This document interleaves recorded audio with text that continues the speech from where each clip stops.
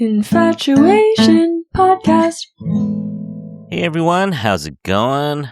Welcome back to the Infatuasian podcast, where we love to celebrate and elevate Asian culture and creators. Today we're going to be speaking with the directors of a movie called The Coroner to the Stars.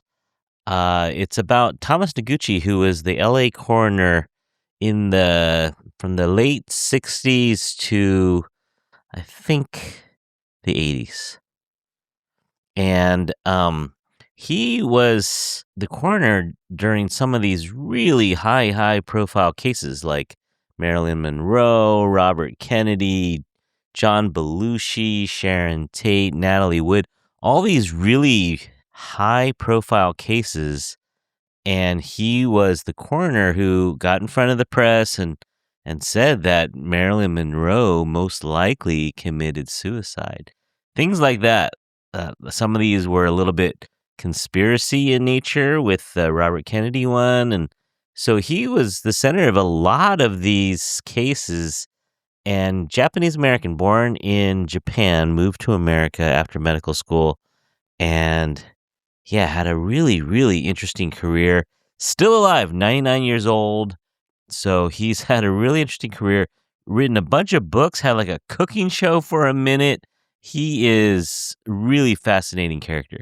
So this movie called The Coroner to the Stars is available on demand. And so you can get it on, where you get videos, YouTube or Amazon, wherever you rent it or purchase it. So go check that out. We're going to speak to the directors today. Not too much to update. I do have an episode next week, which is going to be great. I already recorded it, and it's going to be part of a new series that we are doing with actress Michelle Krusick. Remember her? We interviewed her. She was in Saving Face and so many other shows and movies, and she was really fun to talk to. And so I mentioned to her after that episode, I messaged her and said, hey, would you ever want to do any more episodes? And she said she would. So she's very busy, but once in a while, she's going to come on the show and bring along someone that she knows from the industry. And so this one next week is with playwright David Henry Wong, Tony Award-winning playwright David Henry Wong, and he's really kind of an idol of mine. Not kind of. He is an idol of mine as one of the most high-profile Asian American playwrights. Also, he's a librettist and writes for operas, writes the stories for the operas, has written musicals, written TV, done so much. Just announced that he has finished the script for the anime Wong biopic that is in pre-production with Gemma Chan. So yeah, really smart guy, really fun. So many good stories. I mean, when you have a career like David Henry Wong, you're going to have so many good stories, and we really enjoyed our time. So that's coming up. We're going to call, we don't know what we're going to call yet. Maybe I was kicking around some ideas, and one idea was Krusick Cut. It's a Krusick Cut. I don't know. It doesn't really come out very smoothly. But we were thinking about what to call the episodes where Michelle comes on with us. But yeah, those are going to be super fun. And we have a bunch of other episodes on the docket. I haven't recorded them yet, but if they all come through, the fall is looking pretty solid. So we have some really interesting and exciting guests coming on in September and October. Probably some names And so, yeah, I want to tease that, but I haven't recorded them yet, so I don't want to jinx it. But yeah, September and October could be really strong. So anyway, we're going to get to our episode with Ben Hethcoat and Keita Ideno, the directors of The Coroner to the Stars, the story of Dr. Thomas Noguchi.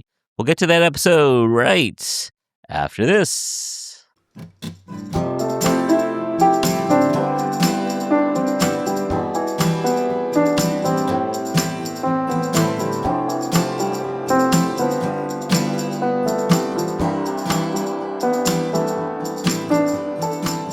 And today we are joined by the two directors of Coroner to the Stars, Keita Ideno and Ben Hethcoat. Welcome to the show.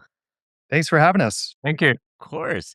Let's start with Ben. Ben, where are you right now? You're on the road somewhere. I am in Boston. I'm looking out over the beautiful Boston Harbor here on the a few days before our 250th anniversary of America. So Yeah, how about that? That's right. That's right. And how about you, Keita? Where are you right now? I'm in LA. I came here to US in 94 to San Diego and came to LA end of 99 and since then I've been living in LA. I'm on the West Coast too. So we have two West Coasters and then Ben's over in the East Coast. Can't wait to talk about this film. Well, especially the person, Noguchi, Thomas Noguchi, interesting person. Well, let's get into maybe your beginnings first, like documentary filmmaking. How did you guys get started in? Is this your first or not your first documentary film? This is my first documentary as a director. I've helped produce some narrative features, and but my background is really in podcast and radio and news. Keita, on the other hand, has worked on several incredible documentaries. Keita, take it away. I mean, as a director, this is my first time. My background is always been working in Hollywood and mostly as an editor writer, and I've worked on a bunch of feature doc and when Ben first brought this project, I think he shot some of the interviews of Dr. Noguchi and some archivals, and first question was, can we make feature film out of this? And let's do it. And that's how we started. Oh, okay. So it's Ben's idea. Ben, how did you come across this story? So, I've always had a medical background, not personally. I'm by no means a scientist or a medical expert, but my dad is a physician, recently retired, but early in his career, he actually worked as a coroner. So I've had some into this world for as long as I can remember, really, or at the very least, an appreciation for our public servants, our medical public servants, and the sacrifice that they make on a daily basis in service to others. But my producer, Tommy Andres, actually found Dr. Noguchi's book in a used bookstore in Los Angeles. And he found it on a $1 book rack, believe it or not, which, in my opinion, severely is undervaluing Dr. Noguchi's worth or the worth of his story. But he used that book and he got that book and he's like, I wonder what this guy's up to these days. And that really began the relationship with Dr. Noguchi. We reached out to him to see if he was interested in working on a project like this. And we certainly weren't the first people who had approached him. Others had. And he wasn't interested in working on something like this because, he had such a complicated relationship with the press and with the media. And I think he saw us as the press. And it took some convincing and a lot of dinners and conversations to get him to come around to the fact that, no, Dr. Noguchi, we want to get beyond the headlines. We want to, tell your story. We want your side of the story. So, fast forward a decade later, and now we're finished with the film. But it was a lot of building trust and talking to his peers and his colleagues and traveling around the world, going to different medical conferences before he really started to see that, okay, they're talking to the right people. Their intentions are good, and I trust these guys. So that relationship continues to this day, even though the film is over. Dr. Noguchi's story continues, and that relationship does as well, and it's quite special. Keita, what do you remember about the early days of talking about this? Yeah, project? I mean, when Ben first approached me with this project, I didn't know anything about Dr. Noguchi, because I'm from Japan and came here like 90s, like I said. And so basically, I missed all these, events, and I didn't watch, Dr. Noguchi on TV in '80s. So it's just, talking about Dr. Noguchi and reading the books and doing my own research. I was just, truly astonished and deeply inspired by, to discover, that such a great Japanese pioneer had, paved the way long before us. And, it kind of became my mission and kind of felt, deep responsibility to create the film that preserves the legacy of pioneer like Dr. Noguchi. Yeah, yeah. And so we should say currently 99 years old. He's still around. He's still living. So you guys started this about 10 years ago. So already 89 though. That's not young either, but he was 89 when you guys first met. Yeah, he was around there. Definitely his late 80s. Uh-huh, uh-huh. So I mean, even back then, we felt like time was of the essence. Little did we know Dr. Noguchi. He says that by being an expert on death, it also makes him an expert on life and on living, and like clearly that has panned out. He fully intends to make it to 100, and even has notions of writing another book. Okay. All right. Okay. Let's get into him a little bit. Dr. Noguchi, so born in Japan and survives the war over there. Was he in medical school when the war was ending? I think that was around the timeline. That's correct. Okay, so he's well, actually, maybe before that was when he had this episode with his dad. Do you want to talk about the episode with his dad that I think was kind of a turning point for him?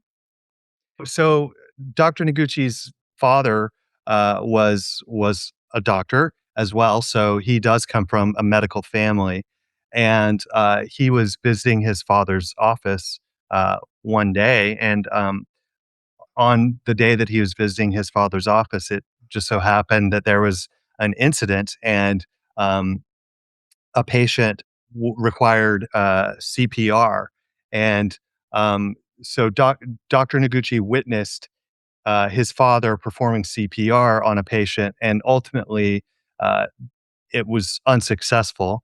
And Dr. Noguchi witnessed a young Dr. Noguchi, I should say, he was about 12 or 13 years old. He witnessed somebody die that his father was trying to save. But there's a little bit more to that case and that story. Apparently, the afterwards, after that patient passed away, there was an investigation that took place into Dr. Noguchi's father, um, to see, if he was potentially at fault for this death. And as it turned out, there was an allergic reaction to the iodine that was used on this patient, and that's what caused. And ultimately, the investigation didn't go anywhere. His father wasn't, um, there was no like pending litigation or lawsuit or anything. But that moment in which Dr. Noguchi witnessed the death, and then he also witnessed a subsequent investigation that took place, was a really profound moment in and catalyst for Dr. Noguchi, in terms of his own life and his own trajectory, because it was then that he decided that he wanted to pursue medicine. He also wanted to pursue law. And I think the film really gets into the fact that Dr. Noguchi is a doctor, but I think a lot of people don't realize Dr. Noguchi was also a lawyer, um, because he suspected that one day there would be some conflict between the practice of medicine and practice of law. So not only did that set him on his professional trajectory, I think in a lot of ways it sort of foreshadows some of what Dr. Noguchi himself would experience at this interesting intersection of medicine and politics that he found himself in Los Angeles. Yeah. Yeah. So he finishes medical school and he ends up in LA. And actually I didn't know how political that coroner position is. Like I guess in movies and stuff, I always thought it was part of the law enforcement, part of the police force or something like that. But I didn't realize that it is an appointed position by the board of supervisors. So the 5 people on the board of supervisors well, first of all, you get hired in the office of I guess the County of Los Angeles Medical Examiner's office. But then, so he works there for a good 5 or 6 years as an assistant, and then he gets appointed as coroner. But during this time as an assistant, he already got handed one of the biggest cases in Hollywood history, and that's the case of Marilyn Monroe. So what can you, without spoiling the film or anything, what can you give away about that case? Well, one thing that I think is interesting about that case is that, Dr. Noguchi, he wasn't the chief at the time, so he was Mhm. hand-picked by his predecessor, Dr. Curfey, and it was because Dr. Noguchi was the best. Um, and at least the thing that I find fascinating from sort of a storytelling perspective is that I feel like it was that case of Marilyn Monroe and Dr. Noguchi being chosen that was sort of put his own star on the rise, right? It was like fate that he was chosen, and yeah, and it's fascinating that Marilyn Monroe is such a symbol of celebrity and a symbol of fame, and really because of that case, I'm responsible for Dr. Noguchi down the road finding his own fame. So her end sort of was his beginning. Yeah, yeah. And I think that was also, well, maybe not in history, but it seemed like that was the first case where people really wanted to know, was it suicide? Was it accidental? And that's where the coroner maybe inserts a little bit of an opinion, that's not 100% provable by fact. And that kind of started this journey for him, maybe a little bit. Yeah, well, the case also was really the introduction to the psychological autopsy, and that is when, Mm. you go beyond just the physical autopsy, and um, they brought in a bunch of psychologists and experts who really pieced together other aspects of her life to that helped come to that determination of, this being a probable suicide. That coupled with the fact that barbiturates residue of sleeping pills were found on the lining of her stomach really led them to conclude that it was probable suicide. So, with all that public attention, now people are starting to realize, hey, we got a coroner here in LA that is a little bit high profile. And so when the position came up in 1967, I think it was, he was one of how many other people applied for that job? 25. 25 other people, all of which were white, I believe. And he was the only non-white. And we're not that far removed from World War II in the 1960s, and then it's kind of early on in the civil rights movement. What do you think about the appointment at this point? What do you think people in Los Angeles thought about the appointment of Dr. Noguchi in 1967? I mean, incredible thing is he came to US is only like 7 years after war ended. It's, I mean, that's really incredible to me, and Yeah. then I Yeah. think he's really talented, and Dr. Coffee is seeing his talent already, um, Mm. and that's why I think Dr. Noguchi lived through one of the most difficult era for Japanese and Japanese Americans, but because he's such a talented person, he was able to become the chief medical examiner. You know, I it just Mhm. yeah, I mean difficult era, but his talent just kind of over came. Yeah. Yeah. And we should say also he married a Japanese American who had been through the internment Yeah, experience. And so his experience was pretty unique in a lot of ways, being born in Japan, marrying a Japanese American, and then yeah, I think I think that's how he learned about how the how Japanese Americans were in, the to the sent to the camp, and all the racism and discrimination during that time. Because I'm not sure if he knew about it when he was in Japan. That's the thing, like growing up in Japan, you are not conscious about the racism or discrimination. And then he came to US and all of a sudden, oh, this is a reality here in US.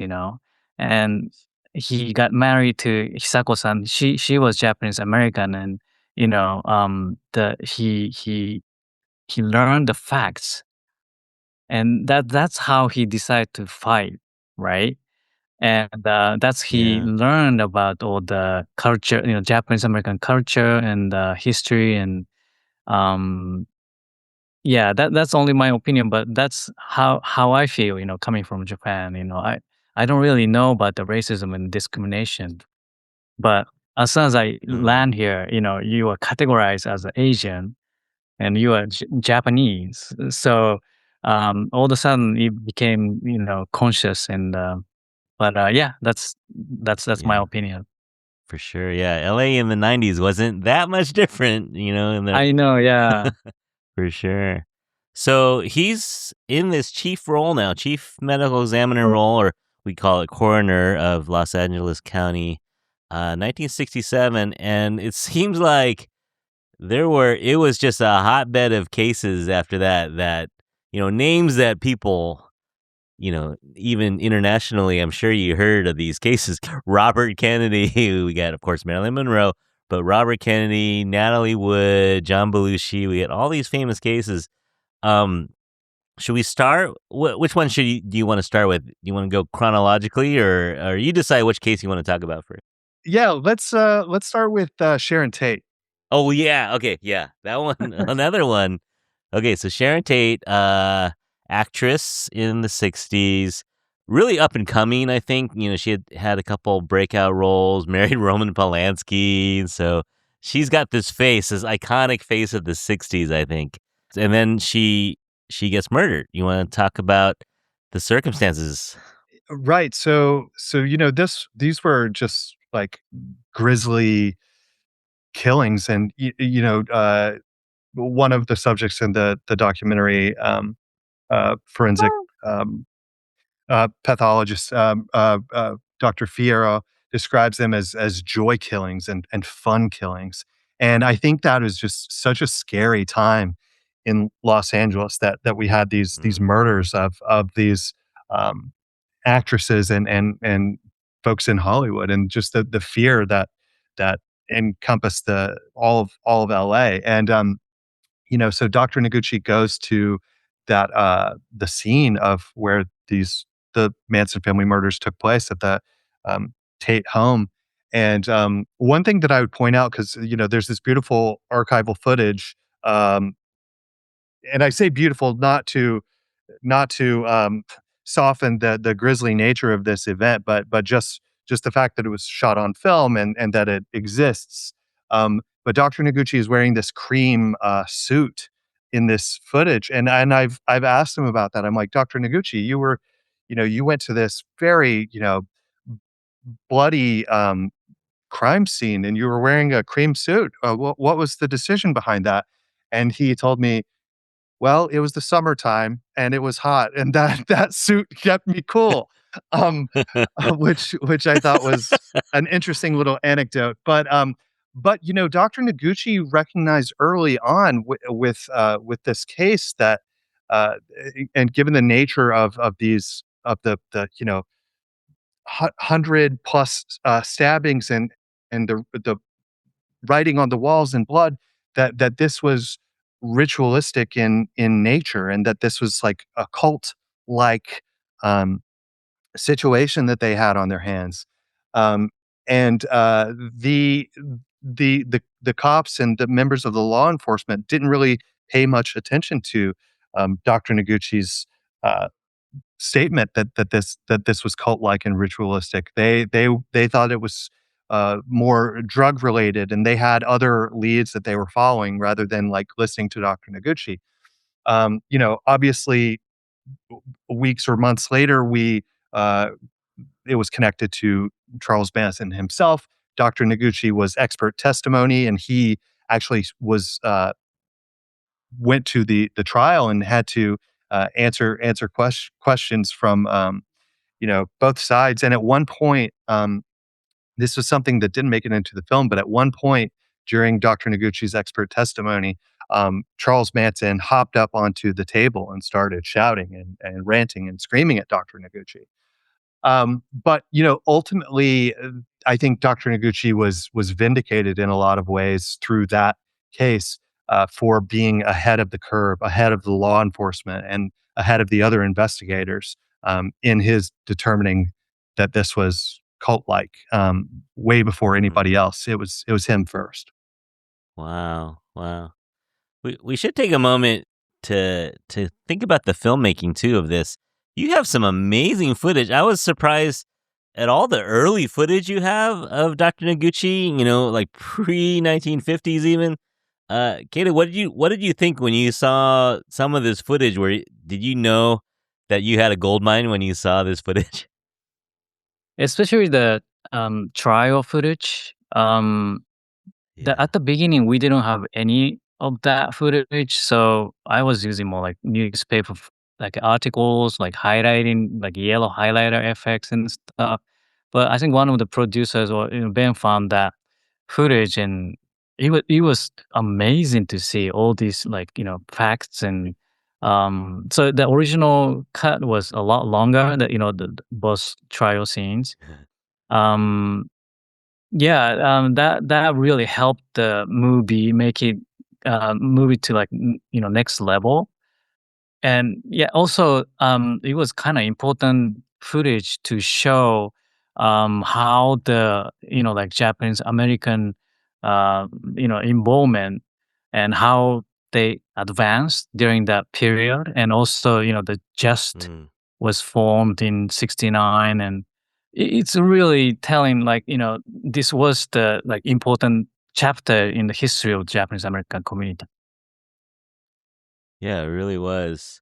And in fact, you even pull in one of the more, probably, well, I don't know most, but most is a strong word, but one of the most recognizable figures in Japanese American Hollywood would be none other than Sulu himself. George Takei makes an appearance in your film. How did you get him involved?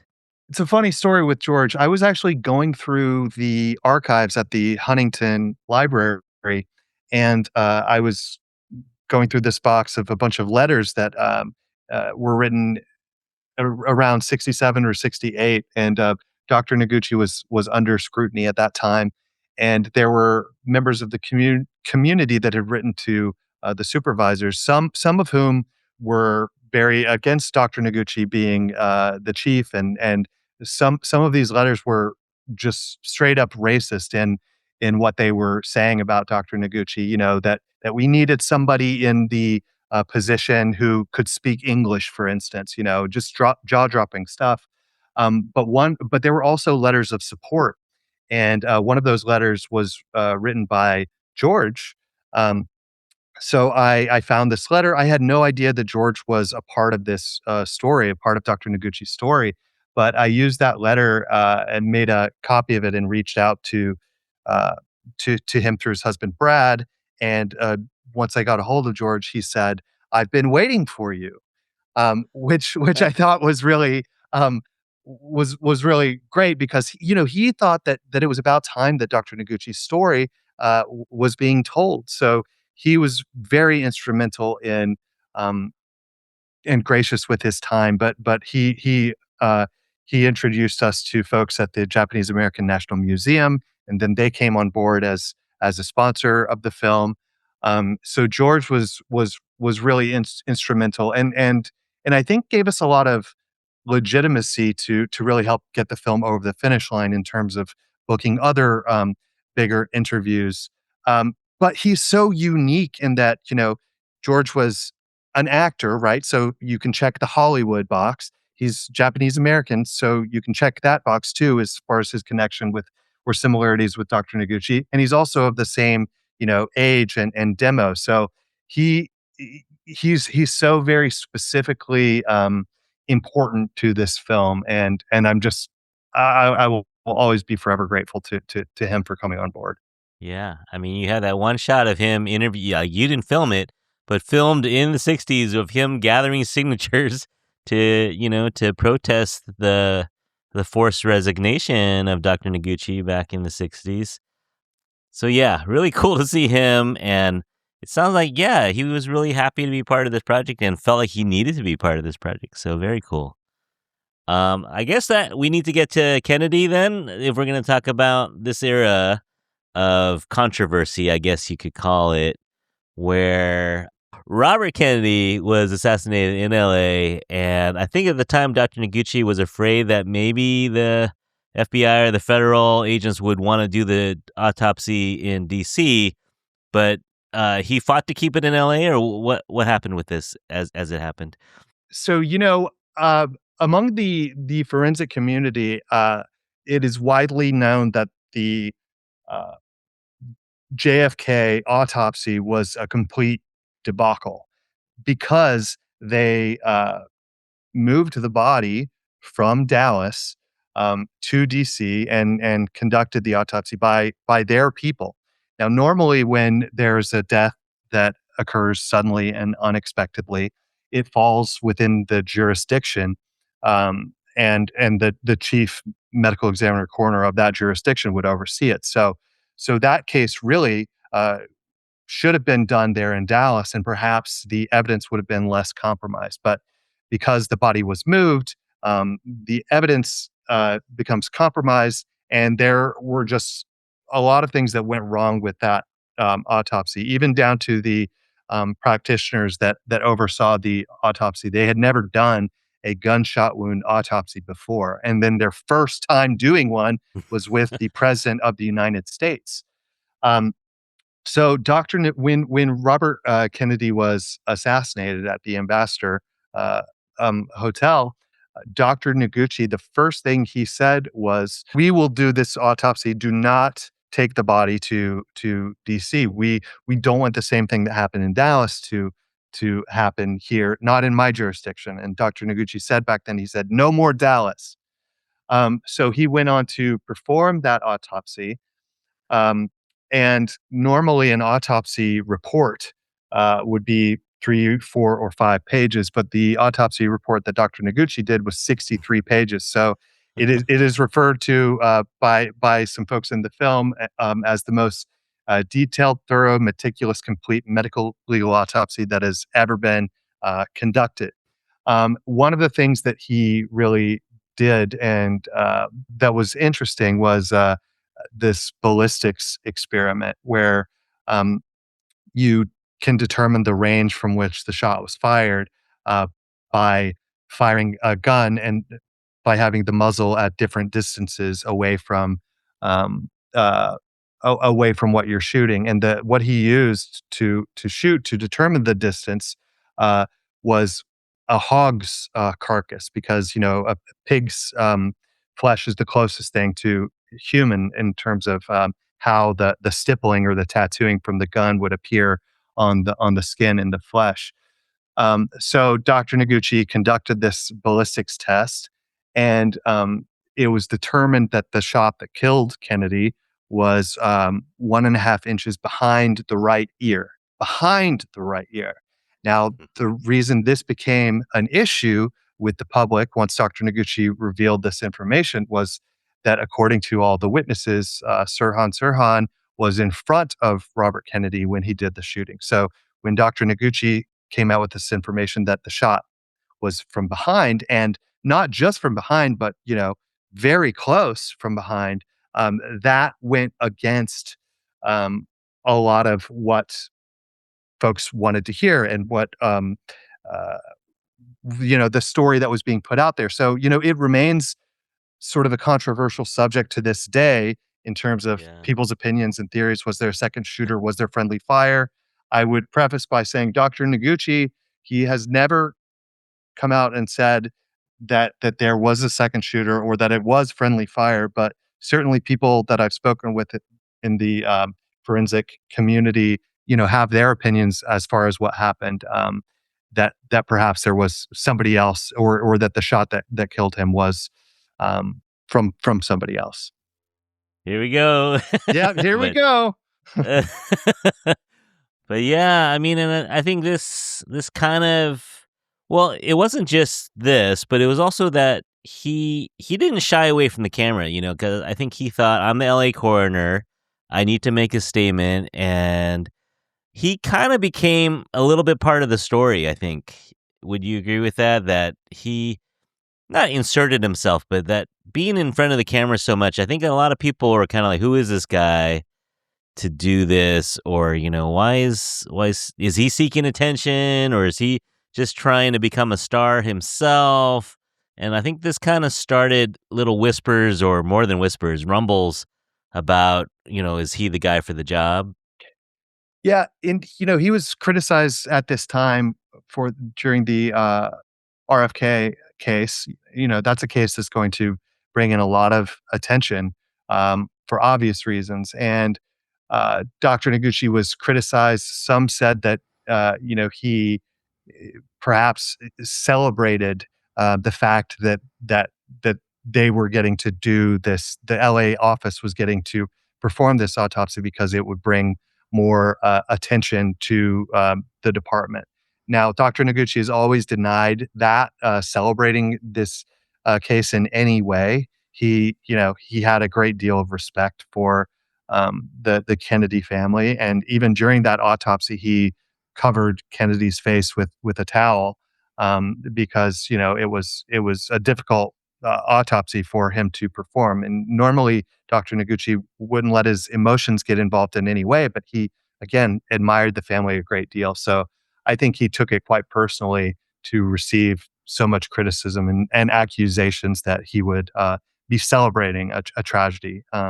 I certainly can't imagine Dr. Noguchi ever celebrating a tragedy like that. But I do think in a lot of ways that case brought a lot of attention to him, which continued through the 70s and certainly 80s. Yeah. Well, I want people to watch this film, so we don't have to talk too much more about it.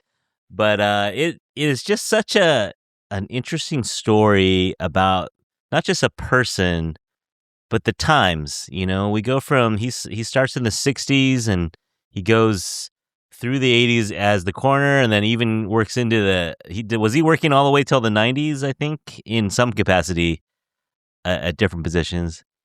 Curtis, I have to tell you, Dr. Noguchi has never retired. He's No, 99 technically. years old, and he still travels. He was in Japan a few weeks ago, actually.